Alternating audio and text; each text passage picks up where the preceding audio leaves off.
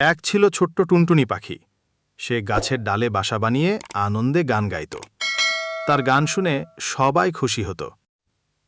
একদিন বনের ধারে এক চতুর বিড়াল এসে বলল, ওহে টুনটুনি, তুমি কত সুন্দর গান গাও। আমিও তোমার গান শুনতে চাই।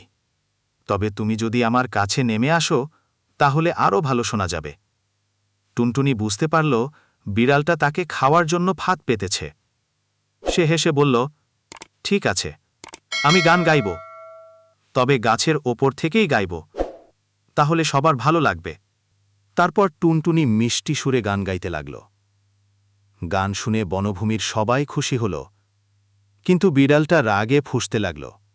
সে আবার টুনটুনিকে ফাঁদে ফেলতে বলল, তুমি এত সুন্দর গান গাও, তোমার ডানা নিশ্চয়ই অনেক রঙিন। আমাকে একবার কাছে এসে ডানা দেখাও। টুনটুনি এবার হাসতে হাসতে বলল, ডানা দেখতে চাইলে তুমি আকাশে উড়ে এসো। বিড়াল আকাশে তো উড়তে পারে না, তাই সে চুপচাপ লেজ গুটিয়ে চলে গেল। আর টুনটুনি আনন্দে গান গেয়ে সবাইকে শিক্ষা দিল, বুদ্ধির জোরে বেঁচে ফেরা।